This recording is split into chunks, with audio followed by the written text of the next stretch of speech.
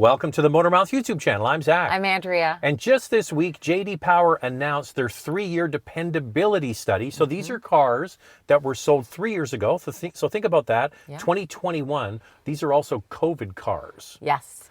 So this is a super interesting study. I mean, every year it kind of changes. They've been putting this out for 35 years. They cover 184 problem areas and 9 specific categories of vehicles. Those categories include infotainment, exterior, interior, driving experience, driver assist technology, seats, and the powertrain. Yeah, so 35,000 cars were followed, and they survey them. They actually follow them for quite a long time. So 3 years ago, 2021, you're going to see some vehicles above the industry average and below the industry average. Remember, it's not the cars sold today, it's the cars that were sold 3 years ago. So what we're going to do is go through above average, below average, and then we'll get into the industry is dropping in quality. The whole industry. So let's get into it. So the number one brand, Lexus, followed by Toyota. So you got to remember, these cars are older, and a lot of the Lexus cars especially hadn't been replaced. We've seen a lot of new Lexus in the last 18 to 24 months. Think the Lexus NX, the RX, the TX has been introduced, and so on. Also with their new infotainment screens. This was before that. It was before that, and that makes a big difference. And you'll see that even with the other brands. In third spot, it's Buick. I've been on record saying Buick has been above the industry average for many, many, many years. And people don't believe me. Oh, Andrea, what's right behind Buick? Chevrolet. And you know what that's tied with? Mini. Mini has made a climb in the dependability study. In fifth place, Porsche, followed by Mazda, Kia, BMW, Dodge, and Jeep. All of them are above average. Now, some of the ones that didn't do so well, that fell below: Cadillac, Hyundai, Subaru, Nissan, Genesis, Ram, GMC, Honda, Acura, Mercedes-Benz, Infiniti, Ford, Volvo, Lincoln, Volkswagen, Land Rover, Audi, and Chrysler. And Tesla doesn't have a big sample survey, but they're well down as well. Now, the one thing that's quite interesting is a lot of people will just go right to looking at Ram and Dodge and say, how can Ram and Dodge be above the industry average? Well, are car companies not allowed to improve? Are they not allowed to get better? Are they not allowed to make vehicles that people actually enjoy driving? And people will say, well, you know, I had a Chrysler or a Dodge and it was, you know, not very good. Well, you got to drive some of the new ones. And I think what this study really points out to us today is that how reliable vehicles are that have been around for a while, where the manufacturer hasn't changed them. You even look at Mazda, it's gone up. Now they have the introduction of the CX-70 and the CX-90. Maybe it will change over the next few years. Maybe it won't change for Mazda. But we know that the vehicles that they have in their fleet, from the CX-5 to the CX-30 to the Mazda 3, are all very reliable. Well, they're all vehicles. Basically the same vehicle, right? So they use the same engine, same transmissions, same platform, and they share common parts. So if they get it right, they get it right across the board, and that's why they definitely move up. But it's encouraging to see domestic brands cracking the above average, and a lot of import brands below the industry average. And Cadillac used to be above, and now it's below. But this is older technology cars. I was a little disappointed to see Hyundai and Genesis fall a bit. So I did a little bit more research to see what did they introduce in 2021. Well, Hyundai brought out a new Elantra and a new Sonata N-Line. And then Genesis launched the GV80. Yeah, that was the first year for the mainline Genesis cars. So we're going to go through the stars of this. Which vehicles actually scored the highest? Guess what the most dependable model is? A Lexus? Porsche 718. Oh, the Boxster. Yeah. Oh, great. How about that? We should get one. Well, we would like to get one. That's an excuse. Just a little bit pricey. Yeah.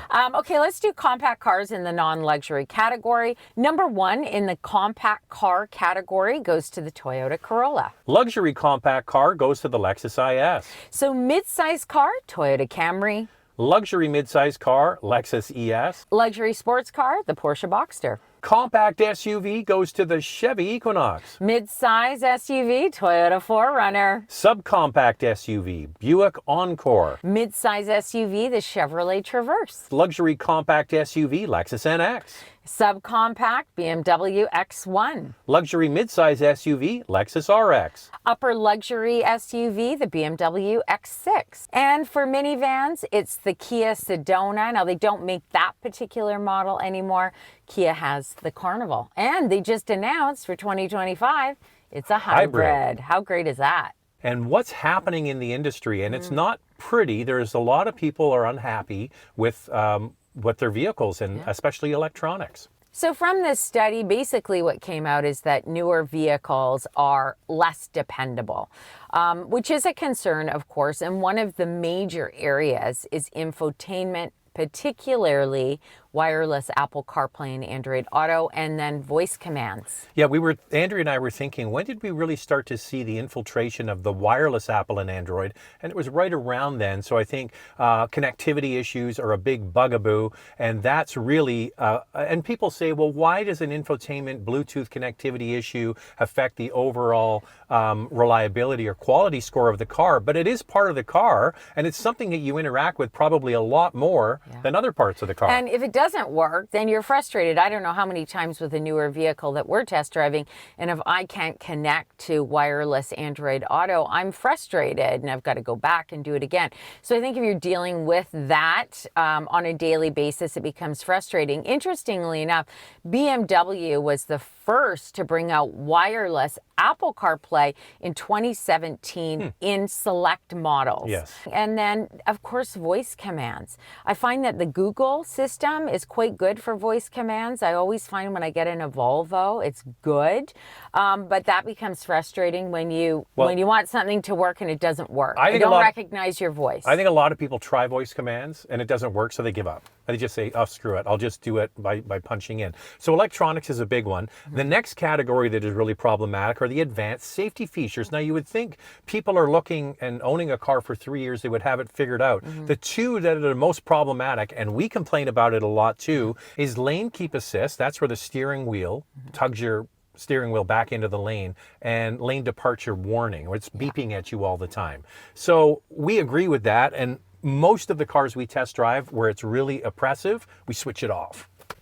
Switch it off. Yeah, we get frustrated with it just as you do. So I can understand why that is a factor. I actually wanted to read a quote from Frank Hanley, Senior Director of Auto Benchmarking at JD Power. And he says it's unusual to see this, that reliability has gone down. This can likely be attributed to the tumultuous time during which these vehicles were built, COVID, and owners are keeping their vehicles for much longer. In fact, the average age of vehicles on American roads today is approximately 12 years old, which underscores the importance of building a vehicle designed to stand the test of time. Yeah, and that's really the whole thing. Is COVID cars are going to be a special category of reliability when we look back in 5 or 10 years. And then the chip shortage cars, they took features out of cars. So are they going to be less desirable? I wonder about that in the years to come in the used market. We'll have to wait and see. Now we get into the categories of vehicles that perform better or worse. Electric vehicles are the most problematic. They're the most future forward cars as well, with things like silly door handles and big screens. We talk about that all the time. And then the next most problematic category are plug-in hybrids, and way down and less problematic are gas and regular hybrids. For sure.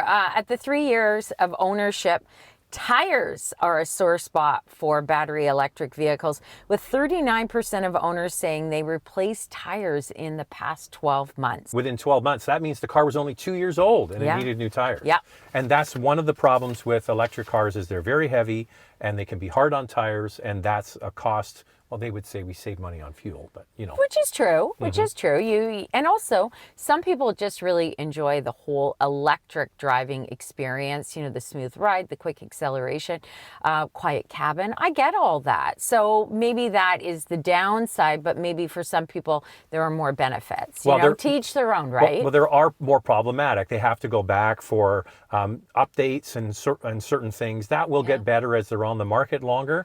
But the most reliable category that's been proven over and over, not just from this study, but around the world, are hybrid vehicles. Just plain hybrids are incredibly reliable. And I go back to saying, when we've got this zero emissions mandate for 2035, I'd like to see the Canadian government add hybrids. Toyota and Lexus are doing something right here. We need more of these vehicles as part of that greenhouse mandate. Gas emissions, yeah. For sure. All right, so what do you think of that? Are you surprised that brands like Buick and Chevrolet are above the industry average and just below the top players? It's surprising for a lot of people. It's not surprising for us because we follow this each and every year. And are you surprised that some well-known brands are well below the industry average? For sure. And you know what? The most improved brands that came out of this study include Mercedes-Benz, Porsche, and Toyota. There you go. All right. Type below. Let us know what you think. If you like this kind of content, please subscribe, and we'll see you in the next one. Thanks for watching.